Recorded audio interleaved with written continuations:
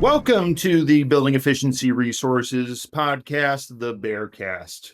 On today's episode, we're going to be wrapping with previous guest, Tony Lisanti, about his experience with the RESNET 2025 Building Performance Conference, along with BER's own Gabe Pasillas. And moving ahead into segment number one, I'm going to wrap this solo. We're going to keep this relatively short in terms of news.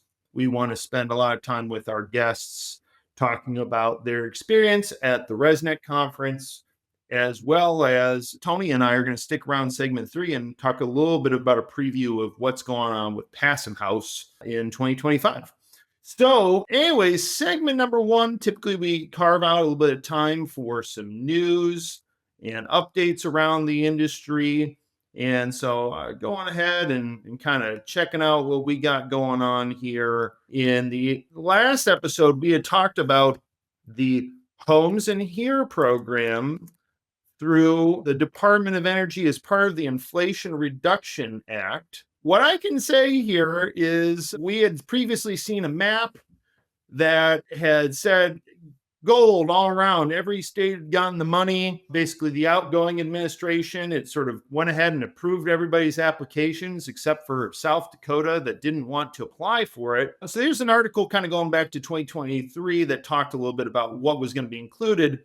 But here's the thing. If we go to the website for the Home Energy Rebates Program, it's no longer found under the U.S. Department of Energy. What does that mean? Well, at the RESNET Building Performance Conference, former guests, Xavier Walter with the Building Performance Association, as well as our other colleague that joined us with, a couple episodes again about prognostications, Kurt Rich with NEMA, from what he thought was going to happen at the federal level. Both of them were pretty pessimistic at the conference. It's like we didn't really know yet what was going to really truly be the case. I think we're all in that period, right? Sort of politically here in the country, everything's on hold. There's the outgoing agenda and there's the incoming agenda. And I think we could read between the lines of what might be on the horizon,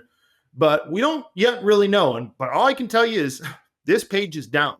The Home Energy Rebates Program, the funding that was supposed to be through the Homes and the Here program, established as part of the Inflation Reduction Act.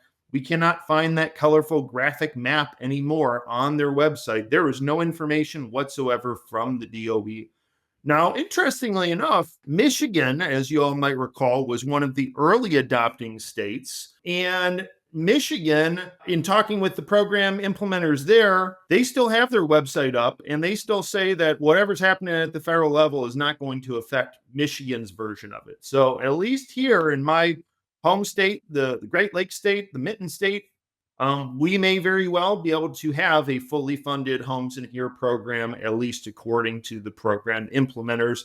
I'm going to keep dropping the knowledge about what I hear about this because, again, I think that this is one of the bigger, more exciting things that came out of the Inflation Reduction Act. We talked a lot about it on the BERcast. Again, this is not just a HERS Rater podcast. This is meant to represent the whole building performance industry. So raters and home performance contractors and energy auditors, weatherization folks, we want you all as part of the BERcast. And, there was a lot of opportunity that came out of these programs.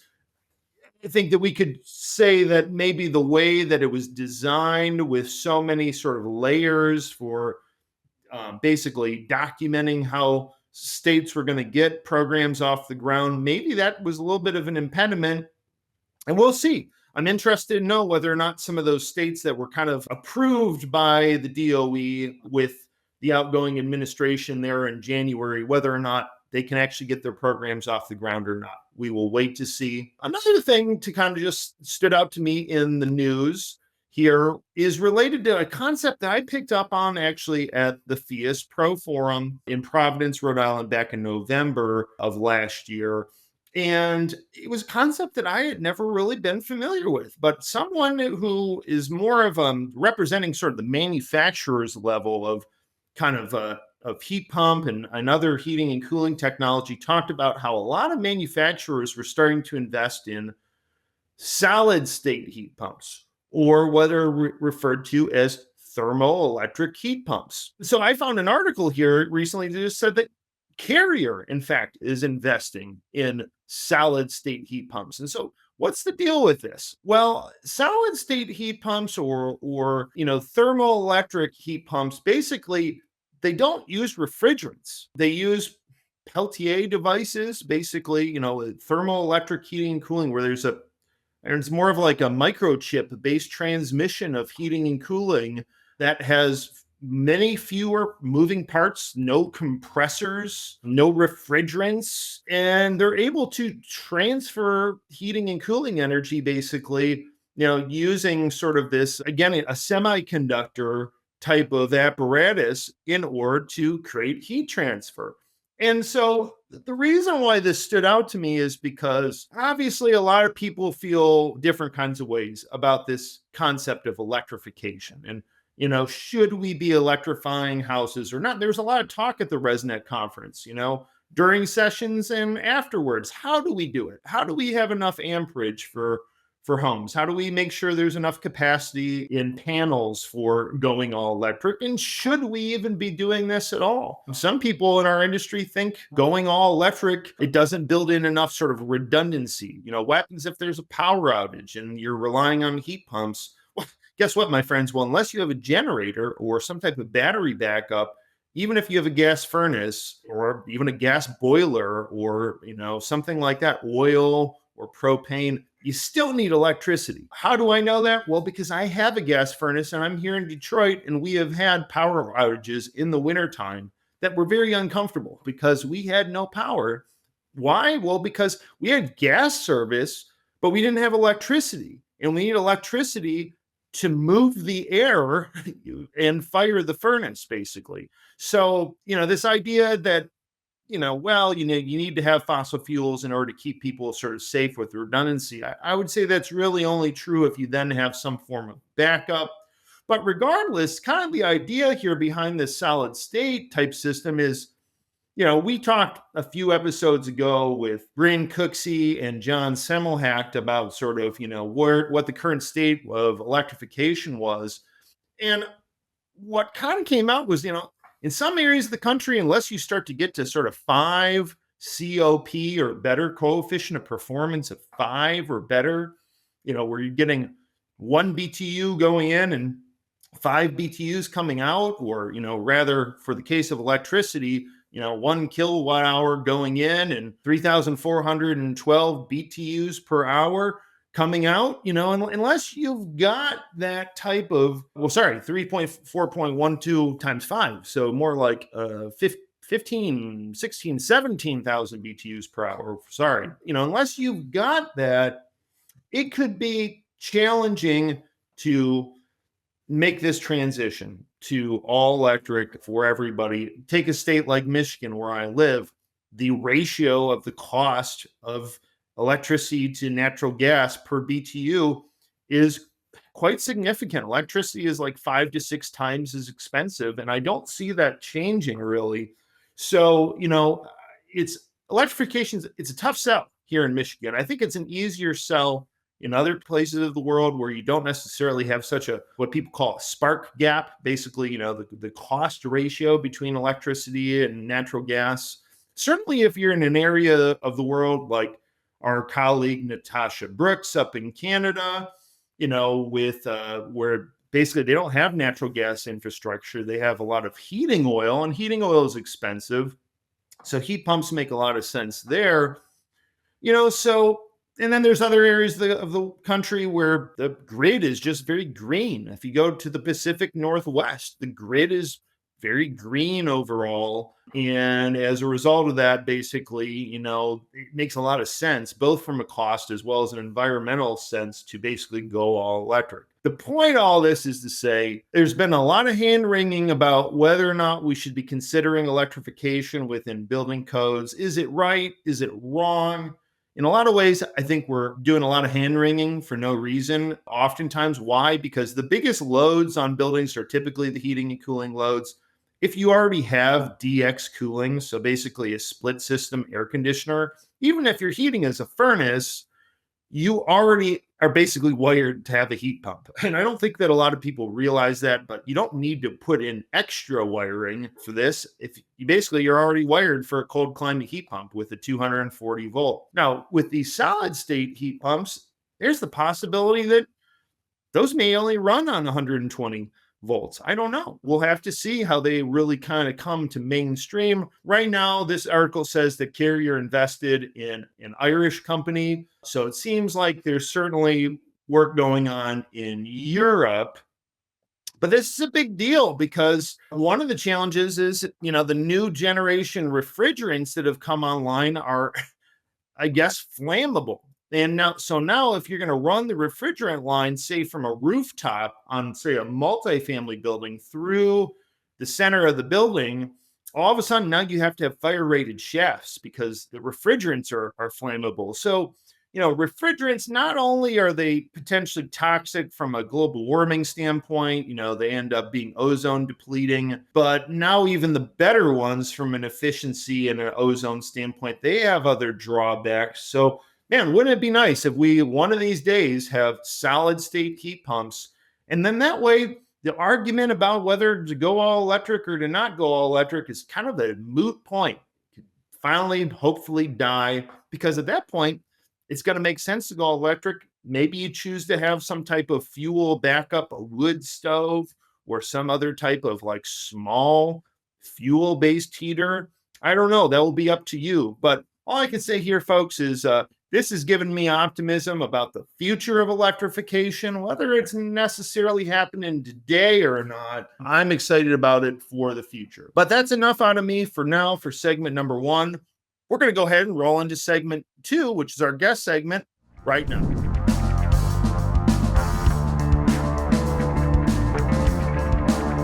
Okay, BERcast segment 2. We are doing a recap of the RESNET Building Performance Conference 2025.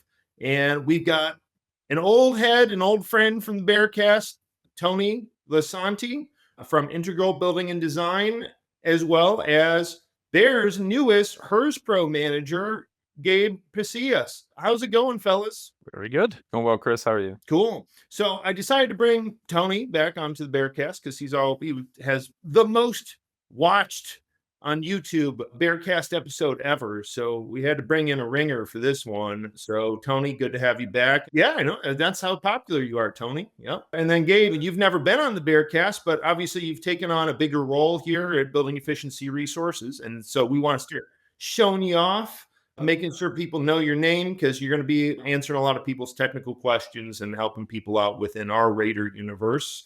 And as a recap of the 2025 RESNET Conference, got these gentlemen on because, Gabe, this was your first conference, is that right? First one ever, hopefully first of many. Yeah, and not just the first RESNET conference, but in a lot of ways, your first major conference within the building performance industry, is that right? That is correct. Yeah.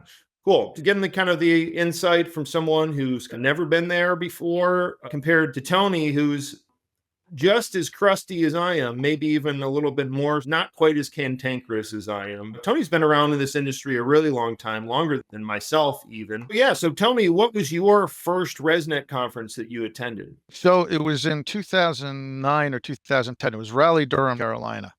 And it was all me, because like the whole RESNET scene was new. I was just doing my ratings, and I was acting as a QA, QAD and a QA provider up in New York, very regional, very just focused on our little portion of the world in New York State, and really haven't been exposed to the national, presence of RESNET at all. So it was very eye-opening. Okay. And you pretty much made just about every conference since you started to attend, is that right? Yeah. And it's been a lot of fun. It's ebbs and flows, in a way, different themes, different intensities over the years. And for myself, really, ever since BER launched as a business in 2010, we made the very first subsequent conference in 2011. Been there ever since. And this one was great. I felt a little bit like a homecoming in some ways. Last year's conference, coming back into it out of COVID, little bit of a different time of the year, a little bit smaller too, going back to the November of 2023 conference.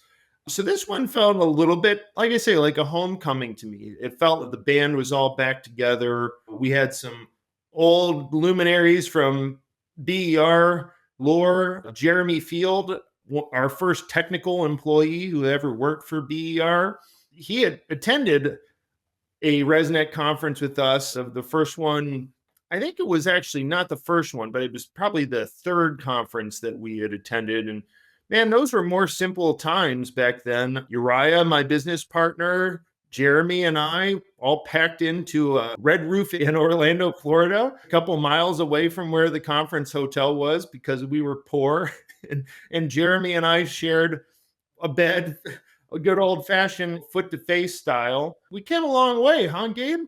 Didn't have you sleeping face to feet at this place, right? No, this place was magnificent. You know how to pick a good Airbnb, and boy, was that enjoyable. Yeah, so if y'all aren't down with BER and coming to the conference yet, you should, because we try to throw down. We like to have a good time. We had, I don't know, Tony, what was it? Probably close to 50 people or something like that over at our house, a rental house. And it was good. Like I say, lots of old faces, people who have been within the Bear network for years, and then people who have brand new. It's exciting for me, Gabe, because your generation, y'all in your 20s, young 30s, etc., you're the lifeblood of this whole thing. Y'all are the ones who are going to carry it forward because folks, Tony's going to go right off into the sunset on his motorcycle one of these days. And I don't know what I'm going to do with myself. I'll still be around, but still, it's good to see people. We had some younger Raiders from Utah and all around the world, basically, coming to our party and really sharing in the experience. And that's what I'd say the RESNET conference is beyond the sessions. That's what it is. It's an opportunity to really lock arms as an industry. You've got companies that maybe they're in competition with each other, but everybody gets together and puts that aside. Tony, since you've seen it really since the beginning, maybe say, do you agree with me that there's an essence, a feeling of these conferences where the sort of the RESNET beyond the standards, beyond the software, beyond the blower door testing and whatnot, there's almost a sense of broader sort of community and camaraderie that kind of comes out of these conferences. Would you agree with that? Yeah, 100%. And you kind of grow into that over the years because Gabe, like somebody in your situation where you know your colleagues and you know names and email addresses from people, then you start to meet them, you hang out, spend some time with them, socializing over the years.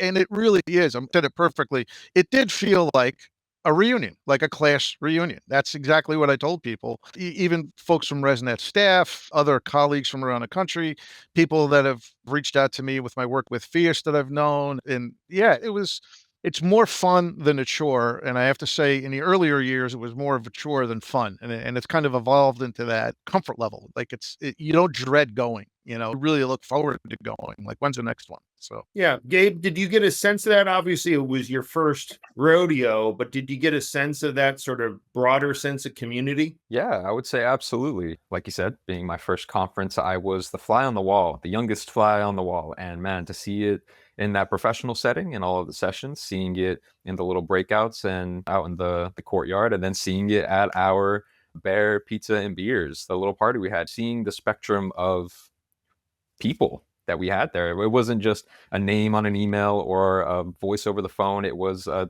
face to a name, and it was a person, and shaking the hands and getting to meet these people. It was exactly like you said. It felt like a reunion that I had never been a part of, and now this is my first time in it, and it felt like home. It just felt very natural. Yeah, I got to say, Papa Chris Mack, president of BER, I swelled with pride with my team and how we represented ourselves at the conference. Gabe, as well as Dylan Tyndall, as well as Sarah Moratz, who is the lady behind the curtain here on the BERcast, doing all of basically the organizing and processing of it all. Thank you very much, Sarah. But she did a great job with coordination of our team. Sean Seams has been around in the industry a long time. He's been to a couple of RESNET conferences, but this was his first time representing us as a company. And we even had my old buddy, my business partner Uriah Special out, and he was in good form and having a good time too. Honestly, it was a good time for building efficiency resources. We represented ourselves well, and it was good to have so many encounters with new friends as well as old ones. So just kind of getting into sort of some thoughts on the conference as a little bit of a recap. I've got maybe I'd say a really high note that I want to speak on. And then I've got maybe a little bit of a kind of something else that I felt coming out of the conference. And I don't know about anybody else, but we'll start with the high note. And I just kind of like to get Tony and Gabe's thoughts. But obviously, I think the first and foremost thing that has to be mentioned is the announced retirement of Executive Director of RESNET, Steve Baden. Steve Baden, a couple-time guest here on the BERcast, the reigning world champion of the RESNET industry. He has been the Executive Director ever since the beginning, going back to 1995. RESNET is an institution, 30 years, and really before then too, because really prior to the establishment of RESNET, going to the HERS Council and Energy Rated Homes of America, some of those kind of progenitor organizations that were oftentimes sort of state-based or regional prior to us having RESNET. Steve was involved in that, certainly in Alaska and some other places. And so with the announced retirement of Steve Baden, the celebration, it felt really good because, look, I'll tell you what, being in that kind of a role, I think it's sometimes probably a thankless job. It's probably very difficult, but I will say this definitively. No matter what anybody wants to say about Steve or RESNET and its staff, none of us would be here if it weren't for them. The three of us wouldn't be having this conversation. Nobody would be listening to the BERcast. And really, I think a lot of what we do wouldn't have an opportunity to have made the impact had people, and it's not just Steve, but it's people like Steve and like Philip Ferry, who's been a multiple time guest, and David Goldstein and Ron Hughes, and a lot of people along the way that have really helped to shape this industry. But look, Steve was the flag bearer for RESNET. And at the time that I joined the RESNET industry in 2009, I'd say it was maybe just starting to pick up momentum to a certain extent. The Energy Star version 2 program became HERS based, and there was momentum for that program. Then we had housing crash. And that sort of took a little bit of wind out of the sails for RESNET, perhaps. But then Steve pretty wisely and savvily sort of decided to maybe switch our focus a little bit into code compliance and into just HERS as an asset. And the industry's really grown significantly. Probably when I got in the industry, I bet RESNET was probably tens of thousands of homes per year. But now they're at 400 and change thousand homes in the registry this past year. Tony, you've been here all along. Maybe you speak to sort of Steve's contribution to the industry and the sort of the acknowledgement that happened at the conference. He is, and in my mind will always be, the face of RESNET. He has done so much for this industry before it was really even an industry. Who would have thought when I got into this, you could actually make a living doing this? It was a sidebar really for years for a lot of people. And he actually made it. It is a full-blown, mature industry for professionals to get trained to work in and make a living career out of it. Okay. And now the services are relied upon, from code officials to builders to manufacturers.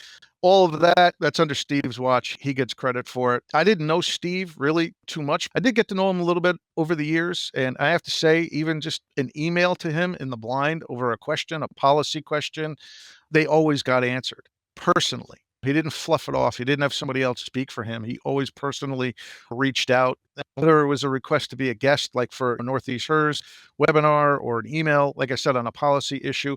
You have to remember at that time, Chris, 09, 08, yeah, there was a real estate market, there's an economic crash, and the housing industry took the same time.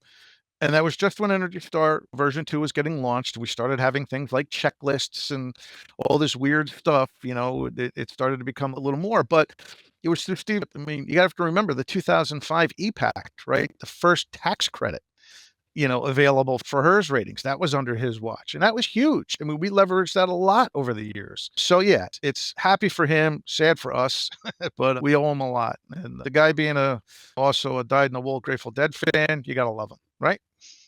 Yeah, that's right. Keep on trucking, Steve, for sure. So, Gabe, obviously, you don't know Steve that well because you're pretty new to the industry, but did you have any sort of sense of this sort of, was it a passing of the torch moment or more of just an acknowledgement of the contribution? What did you think? Kind of like passing of the torch. It's hard to say coming in, this being my first time early in the industry, but to see like on the shoulders of giants, and he's one of the giants that is now no longer going to be as involved, if at all. So it's a little sad to see that I may have missed the sort of contribution that he could have had in my career, but it's not going to be missed because I have you. There's people like Tony around that I'll be able to say, hey, what was it like? What did you learn? What can I learn from you guys that you learned from him? So I don't think his impact is not going to be felt. I think it's going to continue. Yeah, being on the RESNET board for the last 6 years, I've gotten to know Steve pretty well. I was always one of the louder voices in the room at conferences and things like that, even before I was on the board. Steve and I think, have developed a good overall working relationship and mutual respect for one another. Don't always agree on every single thing and exactly how to approach things, but nevertheless, I would be remiss not to honor him. And it was great to be able to celebrate him as part of the RESNET 2025 conference. Lots of questions, I think, going forward, and we'll get to that a little bit later about what comes next. But, Gabe, I'm going to kick it over to you since you're the new guy at the conference. What was like a theme that you picked up on that stood out to you that was like positive, or maybe a good session or something like that? What stood out to you? I think a good theme overall that really stood out, no matter what session I was in, was that questions were always welcome and questions were always answered to the best of their ability. Whether it was the HERS H2O that I was in and tried ask as many questions as you can, and there were a lot of questions asked, he tried his best. Whether it was the Energy Star or Zero Energy Ready sessions I sat on, that I thought I knew a lot about these programs already, and obviously someone like Alex Hayworth would ask a question that I had never even thought of. I would never have thought to ask, and it helped me learn. And the fact that I saw him often and he asked a lot of questions, I felt like every time I was learning more and people were willing to share their information. It's touching on what you said earlier. There's people there, companies there, entities there that may be competing with each other, but it was never gatekeeping. It was never, I'm only going to know this information for myself and not share it with everybody else when it came to things like program compliance or like a new type of standard that was coming out. It was always willing to share information. And that was a good theme that I think I felt the whole time. Yeah, and I just want to pick up on that. One thing that you mentioned to me was you went and saw a QA focused presentation from Cindy Zeiss, who's the QA manager for PSD. PSD, they'd be considered to be one of BER's competitors for sure. But Cindy I wasn't able to attend that one. I was indisposed, but you said it was a really good session. And I went and told her, I said, hey, look, my staff went and attended and said that you did really great. And that's what it's all about here, people. It's easy for us to just be super territorial about what we do. But let's be honest, we're small in the scheme of things. This is still a fragile, nascent industry. And if we're trying to tear each other down in order to put ourselves on top of the pile, that's the wrong way to establish yourself. And I've never tried to do that as an industry. Look, I try to talk about the merits of BER and what we do here and our philosophy. And I'm not trying to put somebody else underneath me in order to get over on them. So I appreciated that, Gabe, that you went and attended that session and had some positive things to say about Cindy. So Tony, about your perspective, what kind of stood out to you? Having been somebody who's been to so many of these conferences, I tend to find sometimes it's almost the stuff that happens in between sessions that ends up piquing my interest. But I don't know, was there something either between sessions or during the sessions that really stood out to you? I can't really say there's anything in particular that stood out.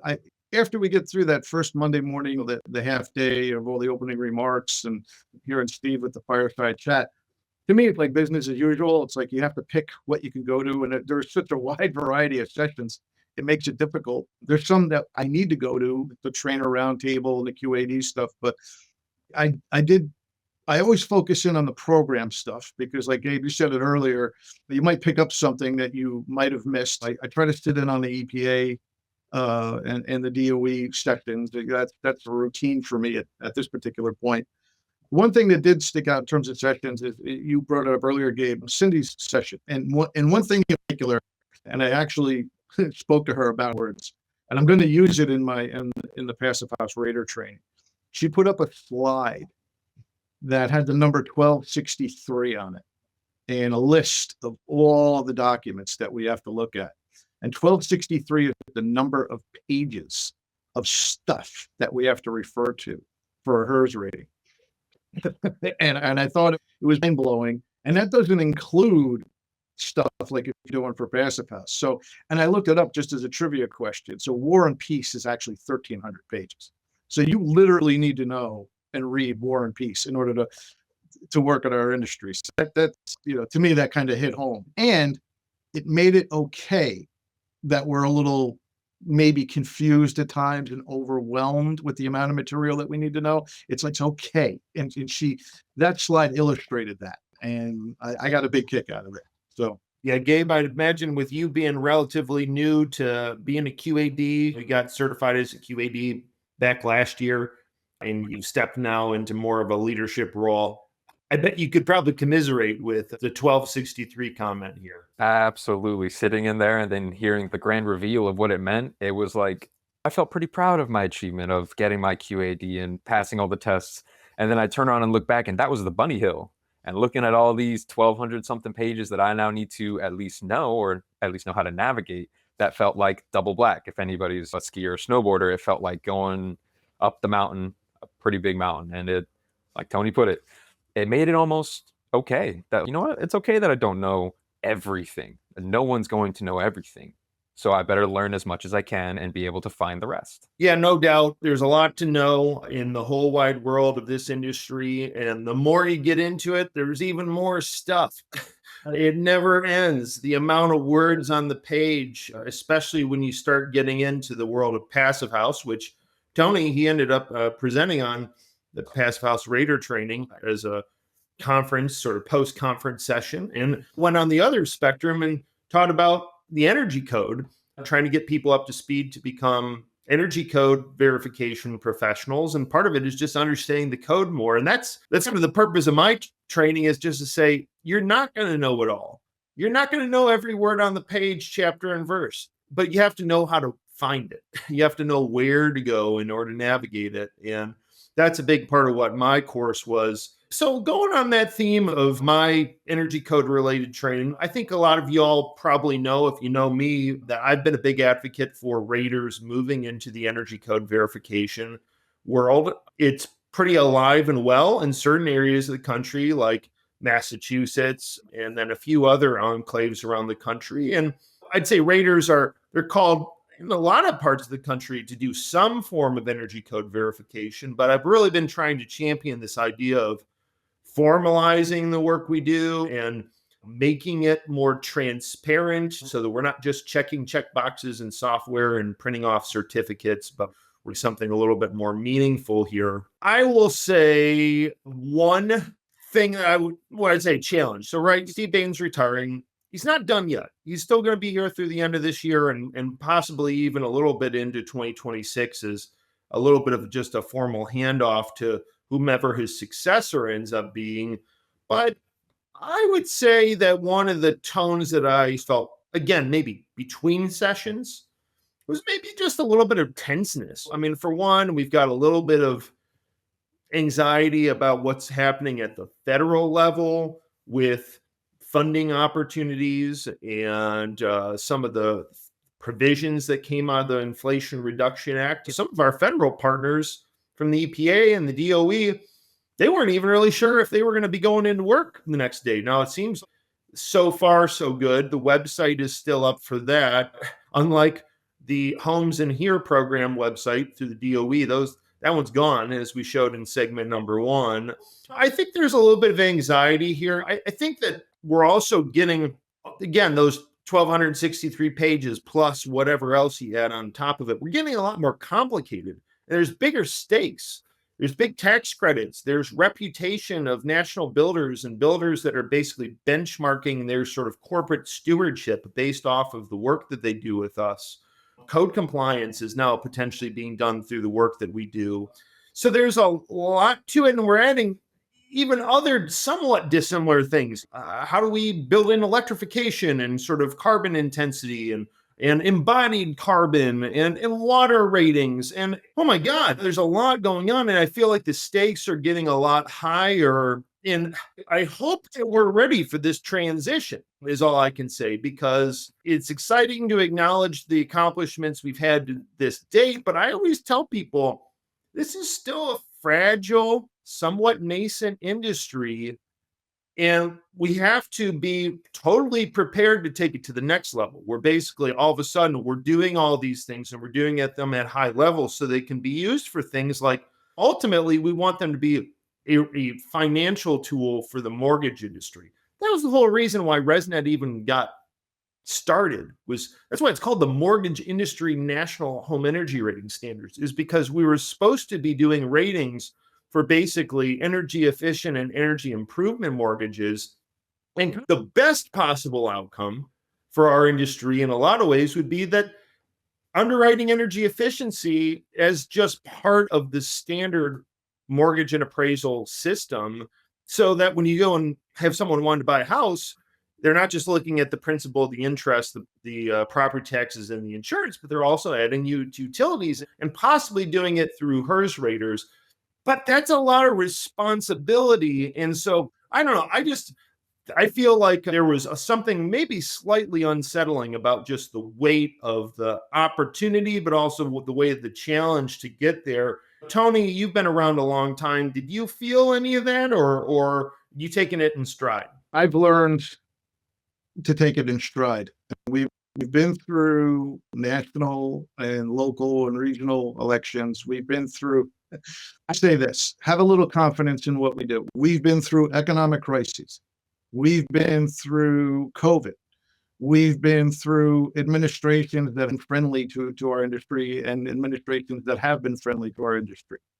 Still here. We're still growing, right? So I look at it as the tax credit issue that you mentioned, and you go back to 2005 when it was created. It was done under a Republican administration in Washington. These things don't get passed in a vacuum, not all of them. They generally do have some kind of buy-in, and it is industry. The building industry is now growing and maybe migrating more from single family to multifamily more in different regions, but builders still need to build. Builders still want an advantage, and if we can help them and they're looking at us for that help, that's only a good thing. The other aspect is you've got all of these offshoot, you've got HERS H2O, you've got carbon rating index, and we need to continue to do that. But fundamentally, our industry needs across the board, and I was glad to see this initiative announced, is that this code compliance consistency. Okay. And you did the IACC training. I took it the first year it came out to be an IACC, HERS compliance specialist. That to me is fundamental for industry, that you can keep raising the ceiling with high performance programs, but you need to build the foundation, and the consistency of the ratings and the consistency of ratings applied to energy code consistently across our country is that foundation. And I think that needs to be a high priority for RESNET and for all of us. Yep. So Tony, you're telling me get back to work and get back with your task group with the RESNET board and try to crack this nut. Gabe, with you, this being your first radio, did you sense any of that sort of either anxiety or kind of frustration? Did you feel like we're going through some kind of growing pains, or I don't know, what do you feel? Someone who's newer to all this. I guess in a lot of aspects, I wasn't privy to a lot of the more upper level conversations where that was probably more prevalent. But it did feel in some sessions that there was, like you said, growing pains. It was more of a not total resistance to what was being proposed or what was being asked for us to change, but it was more of we needed some convincing, needed some reassurance, needed some, it's going to be all right because of this. So I think like Tony was saying, we just got to keep moving forward, keep trucking along, because we've been here for a while, been here through some good times, some bad times, some ups and downs. It's going to be turbulent no matter what. So as long as we stay the course and continue to keep, like you said, building that strong foundation in mind, making sure we're doing what we're supposed to be doing for the reasons we're supposed to be doing it, it should be all right. Well, you're here. There's a voice of optimism from someone who is relatively new to all this, seeing the forest for the trees. I like to hear it. Tony, you got any other sound bites here? Anything else that really stood out to you? other than Uriah's Killer Pizza at our Pizza Throwdown? I can understand, and you can certainly see, especially our friends and colleagues that represent the EPA and the DOE programs, the level of uncertainty there. And I sympathetically, I would not want to be in their shoes with that level of uncertainty after the amount of years and the amount of effort that they have in our industry. And they've been strong advocates of our industry. I feel for them, but you believe that even in the worst case, another 3 years and 8 months, things move on. That time keeps moving. There'll be another administration in 4 years, and things will get back on track. It's the ebb and flow of life. So if you look at it from a short-term perspective, you'll lay awake at night, having nightmares. But if you take a broad view, you just realize it's just another little valley, or perhaps not, just another little valley, and then there'll be a peak, and we'll get through it. So I did notice that. Yeah, I guess, mentioning the trade show, I'll just throw in there,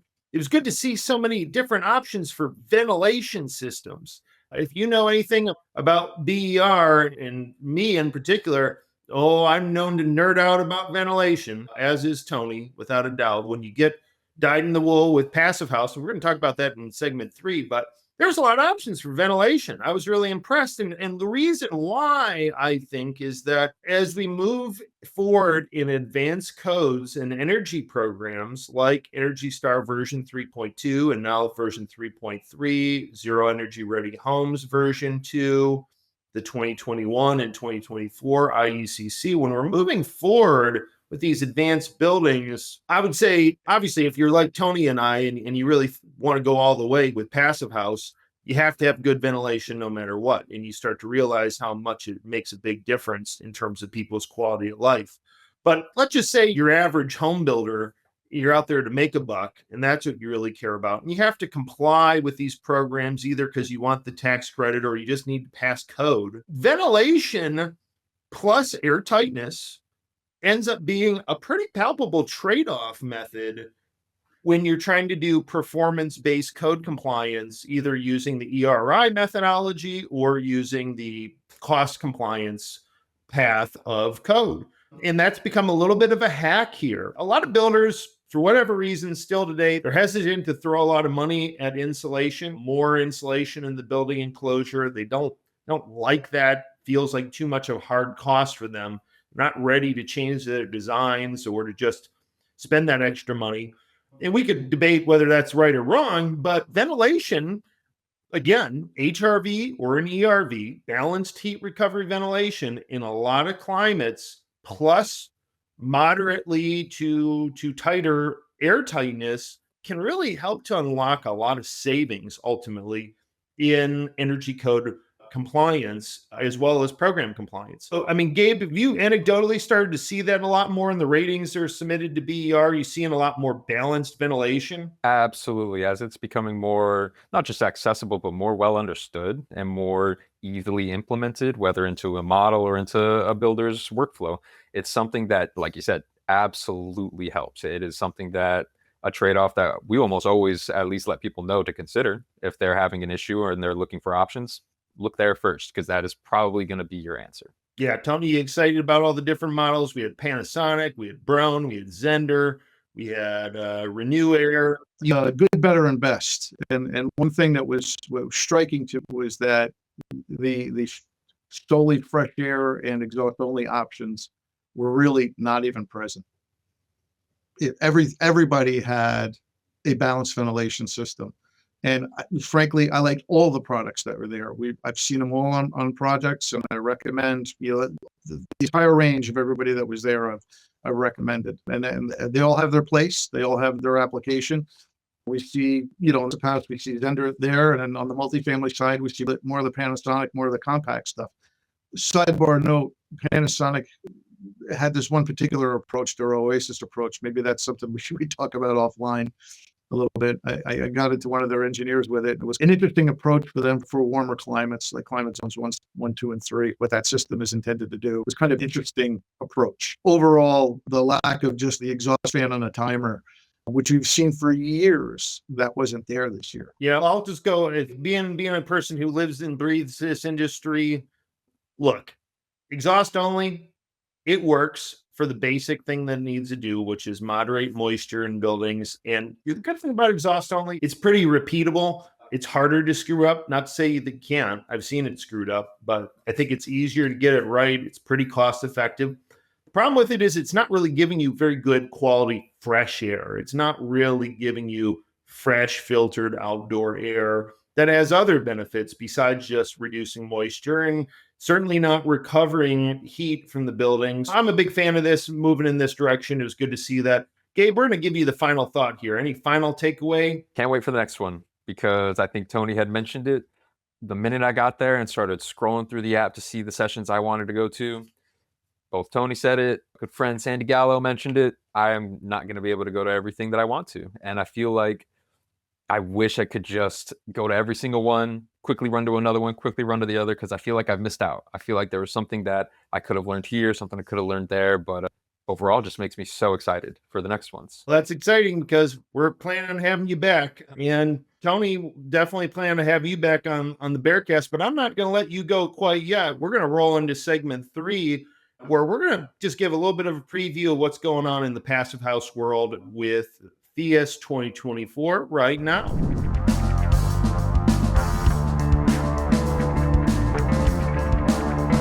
Okay, so segment number 3. Tony, I'm not going to keep you here long because we've been wrapping here a fair amount, but you had a chance to teach the Phius Raider training at the RESNET 2025 Building Performance Conference. I had just a couple weeks prior to that taught the Phius Verifier training. So you and me, we're tag team partners here with the passive house training. We believe in this stuff, people. We see it. We've been in these projects, and by and large, they work. And they work because we've got some really smart, dedicated folks at the Passive House Institute US that are really putting in the extra effort to help to mainstream the program and to make it more digestible and work better for projects.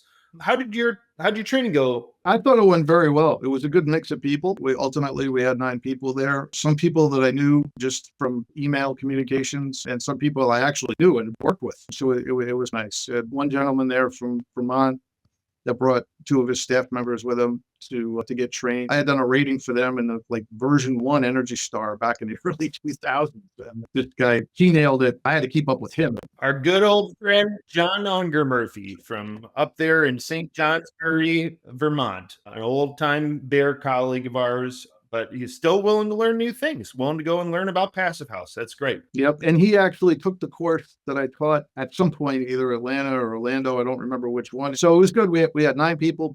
People are pretty engaged. The thing that I like about doing this, you get to a point in your career where all the knowledge sitting in the back of your brain doesn't do any good. But if you can share it with people, maybe it'll do some good. And I like the fact that I teach it from the perspective of a raider. I always like to say, I know what it's like to be out in the field, hanging by your tail, trying to solve a problem. And if I can share the ins and outs a little bit, especially with the layering of all these programs that we have to get the verification, that's the way I try to teach the class, to try to integrate all of these programs, how they dovetail into one another, what to look out for, and some tricks and some obstacles that people fall into along the way. That's really, I teach it from the ground up, not from the top down. That was it. I got a big kick out of it. I was glad to see that we had 9 people. So yeah, good deal. So in the world of Passive House, we have, I'd say the biggest noteworthy thing is that we have a brand new set of guidelines within the Phius community. We've got the Phius 2024 kind of coming up the rear here, where we're going to be basically having all projects meeting the 2024 guideline. For those who haven't had a lot of experience with Passive House, essentially what it is, a climate-specific approach to very durable buildings with good air quality that are also low energy buildings and optimized comfort. I would say that's the general premise. It's certainly a climate change mitigation focused program. We're trying to really have low energy buildings, ones that ideally we'd be able to throw some renewable energy on top of it and potentially get us to net zero. But we don't just want to add more and more renewables on top of a project and go to zero. We want to have resilience in the building. And sometimes it's not what people would think it is. When I teach the verifier training, I try to stress to people, you get a larger building like this multifamily building, it may not have super insulated building assemblies in the way that people think it would. Usually when you get these bigger buildings and you have a lot of interior gains through people living in the building, as well as solar gains, to the point where in a lot of ways what we're trying to do is do cooling mitigation rather than just space heating mitigation. Obviously, you get down to smaller houses and whatnot, and generally speaking, you have to have more robust building enclosures, etc. Tony, you are still the contracted QA manager as well as the Raider training. Passed the baton on to you after I had a stint in the seat, handed off to me by our colleague John Semmelhack, former guest on the BERcast. From your perspective, what's exciting in the passive house world? Is it the updated Phius 2024, or just in general, the opportunity that you see with the program, maybe in codes or evolution in the staff, or all the above? It really is all of the above. Clearly, Phius is staffed up. Their staff has really come a long way in terms of the vocabulary that we speak for raters and verifiers. And oh, by the way, just as an administrative note, the title is no longer QA/QC manager. It is Senior Building Certification Consultant.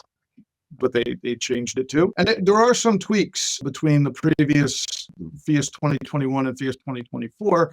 They are also on a 3-year cycle, much like our codes and much like some of the federal programs. The guidebook, for those of you that are practitioners in it, you take a look at it. The guidebook has been reformatted, and it's reformatted by compliance path. And we've stripped out a lot of the Raider verifier stuff. That's information. A lot of the information is available on the website. And it's just the basic Raider verifier information that remains in the guidebook. We actually redid the QA workbook as well, and we stripped out a lot of the redundant Energy Star DOE requirements and put together more of a document and field checklist guide for raters and verifiers. So we're trying to, as best we can, make it a little bit less complicated, a little bit more straightforward, but we're trying to serve a lot of masters. We have 50 states, 8 climate zones, all different versions of these federal programs based on implementation dates, different codes that are backstopped. So we're trying our best to try to keep things relatively simple while still pushing the program forward. And I think Phius has done a great job. I have no idea how these guys pull it off every 3 years, honestly. It's a minor miracle. I'll tell you what, one of the ways they're pulling it off is because they're really leveling up the sort of capabilities and capacity of their staff. It was great back in November. Tony and I were both in Providence, Rhode Island, and had an opportunity to attend the Phius Pro Forum. And it was incredible just to see how many staff have been added to Phius's team. I had started with them back when I was the former QA manager, when they probably only had 5 staff or something like that. And that included Katrine, the executive director. And Katrine has now handed off, or at least shared the duties now with Lisa White, formerly as the co-executive director. And I couldn't be happier about that. Lisa is just, again, former BERcast contributor. Lisa is exceptionally wise beyond her years and very intelligent, total whip of a mind. And it's great to have seen her at the RESNET conference and to know that she is in more of a leadership position going forward. Yeah, absolutely. They all deserve it. James, the certification manager, he and I, we talk weekly, if not communicating almost daily between the certification team, James and myself, over a variety of different issues that come up. And what we try to do is we try to capture a lot of the hot button issues that come up from raters, verifiers, and project teams across the country. And we try to incorporate these things into future updates. So it really is a lot of the theoretical stuff that pushes the program forward, but there's a lot of the basic stuff that we try to help teams out with. And oftentimes people are struggling with just basic things like setting up to do an air test on a building, while others have more complicated issues like a passive house boundary that shares a wall with an existing structure, and how to model it, how to deal with the airflow across that boundary. ventilation systems that cross boundaries between passive house and non-passive house spaces. It really runs the gamut of all kinds of technical issues. So I have learned a tremendous amount, which is why I said yes when you tried to dupe me into taking over for you back in 2018, because I knew it was going to be a tremendous learning opportunity, and it has been exactly that. And I want to see this become much more mainstream than it is. There's a lot of room for it to grow, but as you can see in places like Massachusetts, it is becoming mainstream, and that should be a really shining example of what can be done in terms of our building stock. By mandating buildings over 12,000 square feet have to meet a passive house standard, do it economically. These are not small real estate markets. These are fairly robust. The city of Boston that's a large city. And if people are doing it outside of mandated areas like Massachusetts, like in New York City, where you see many affordable buildings, senior housing going up in the heart of New York City, you can't tell me that it's not doable elsewhere. These are two of the most congested, most difficult places to build something, and it's being done on a more routine basis. Do we use the carrot and the stick to get more people to do it, or just the stick? I don't know. I'll let the leaders worry about that one. Yeah, I'll say here in Michigan, it's built into our QAP. You can get credit for achieving passive house, and with some of our colleagues from Eco Achievers, a Bear Raider client, are actually wrapping up the certification for what will be Michigan's first Phius certified multifamily building out in the west coast of Michigan. Very proud of my colleagues there, Lindsay Elton, Graham Giovanoli, and team from Eco Achievers, trying to move Michigan forward. We don't have as many carrots, and we don't have quite as many sticks either. This was, I'd say, a project team that elected to pursue those points within the QAP, and so we're moving forward. Gabe, you're not yet passive certified, but we got to get you into one of Tony or my classes here before too terribly long. I'd imagine you see a fair amount of Phius projects, though, coming across the queue. Is that right? Recently, I have. I'll see the little checkbox on our Bear project portal, and I'll think I definitely have to learn more about that because I have to. I gotta know. Yeah, we have a Raider training coming up in April. That'll be a virtual one. So shameless plug for Phius for Raider training. There we go. April sounds like a good time. And then there's actually going to be a verifier training with Tony and our Canadian correspondent, Natasha Brooks. They're going to be taking it over while I attend to some other personal business on my own. So anyways, that was it. Phius 2024. There's talk about a lot of words on the page, as we talked about in segment 2. There's a lot of words on the page for the guidebook and everything else that goes into it. But there's some, I'd say, enhanced clarity on performance path, as well as an enhanced prescriptive path if you decide to go that way. There's a new software, Meter, which is now basically Woofy online, more or less. And I went and got myself a subscription to that with a 50% off code through the end of this month. If you're interested in taking the plunge and really nerding out on energy modeling, I'm going to give it a go and take it up as some professional development to learn about passive house. So we're going to go ahead and wrap it up here. It's been a good long episode. I appreciate Tony and Gabe being on here as my guests, and we'll catch you on the next episode. Thanks, everybody.